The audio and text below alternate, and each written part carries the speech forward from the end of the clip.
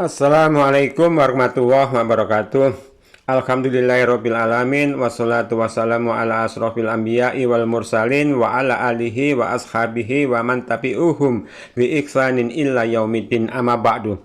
Pemirsa, ada postingan yang lewat di beranda saya, yakni sebuah foto Gus Baha yang pada foto itu berisi pernyataan yang dinisbatkan sebagai pendapat Gus Baha, di mana pada pernyataan itu tertulis, orang sekarang sering linglung, berangkat pengajian sholawatan sampai tengah malam, tapi sholat subuhnya malah ditinggal. Jangan mengejar sunnah, lalu kehilangan yang wajib. Wajibnya didahulukan, baru melaksanakan perkara yang sunnah. Sepintas bagi orang awam, pernyataan itu nampak benar. Tapi menurut saya pribadi, pernyataan itu justru keliru dan salah sasaran.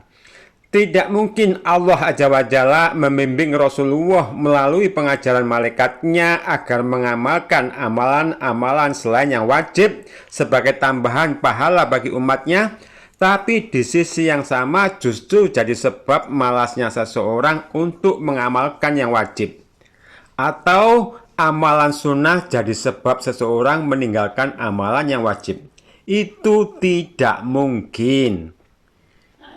Justru sebaliknya, kalau seseorang menjaga agar sunnah-sunnah dijaga agar tidak sampai meninggalkannya kecuali situasi tidak adanya kelonggaran waktu, maka apalagi untuk menjaga yang wajib. Untuk yang amalan sunnah saja merasa sangat sayang untuk ditinggalkan, sekalipun kalau ditinggalkan tidak berdosa. Apalagi yang wajib yang bila ditinggalkan berakibat dosa besar. Sama seperti bila seseorang sangat menjaga agar tidak melakukan dosa-dosa walau hanya dosa kecil.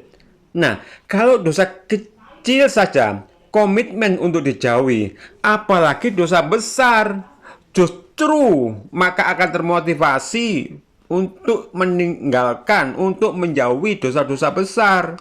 Dosa kecil aja ditinggalkan kok, apalagi dosa besar, justru lebih takut untuk dijalankan. Begitu seharusnya, Gus. Kalau seseorang terbiasa meninggalkan yang wajib, maka apalagi amalan-amalan yang sunnah, tentu akan jauh lebih tidak diraukan sunnahnya. Amalan-amalan sunnah akan lebih dianggap sepele, lalu kemudian ditinggalkan. Itu yang benar. Adapun banyak orang yang meninggalkan sholat subuh karena mengikuti pengajian sholawatan sampai semalaman, maka dari mana pengajian sholawatan terhukumi sunnah, Gus? Kalau sunnah, maka sunnahnya siapa? Sunnahnya Rasulullah apa sunnahnya ormas? Sunnahnya Rasulullah apa sunnahnya golongan? Sunnahnya Rasulullah apa sunnahnya Pak Kiai? Kalau itu sunnahnya Rasulullah, lah mana toh dalilnya, Gus? Dan pasti dalilnya akan asal comot. Itu pasti. Menurut saya loh, bisa dibuktikan. Dan lagi, emang udah menjadi kultur di tengah-tengah umat Islam yang jauh dari tuntunan sunnah. Bila meninggalkan sholat Jumat itu udah biasa. Masyarakat itu memandangnya biasa kalau ada orang meninggalkan sholat Jumat. Sudah lumrah apabila ada seseorang yang meninggalkan sholat wajib, itu sudah dianggapnya lumrah. Masyarakat tidak mengubris, masyarakat tidak ngopen, masyarakat nggak ngereken. Tapi kalau ada orang yang diundang acara selamatan setelah kematian atau tahlilan nggak mau datang, atau kalau ada salah satu keluarga yang meninggal tapi nggak mau menyelenggarakan acara tahlilan, maka pasti mereka akan ramai membuli. Masyarakat akan ramai membuli, mengolok-olok. Nah, keadaan yang demikian itu kan sangat tragis, sangat lucu. Tapi kenyataannya begitulah kultur yang terbentuk. Jadi sebenarnya seseorang meninggalkan sholat wajib itu bukan karena mereka menjaga amalan sunnahnya. Bukan. Tapi akidah mereka yang telah membentuk kultur lebih memuliakan, lebih mengagungkan amalan-amalan bid'ah yang sudah menjadi identitas ormas. Amalan-amalan bid'ah lebih diagungkan daripada amalan-amalan yang wajib. Karena apa? Karena itu sudah menjadi identitas ormas, bangga dengan ormas. Nah, kalau dasar beramal ibadah karena bangga dengan ormas, karena cinta terhadap ormas, lalu bagaimana dengan firman Allah Azza wa Jalla ini?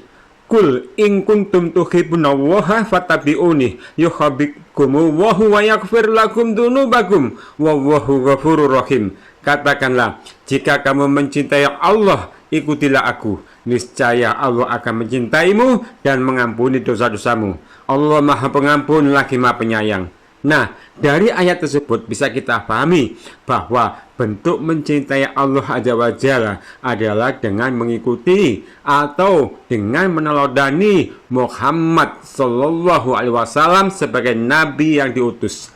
Lalu masalahnya, solawatan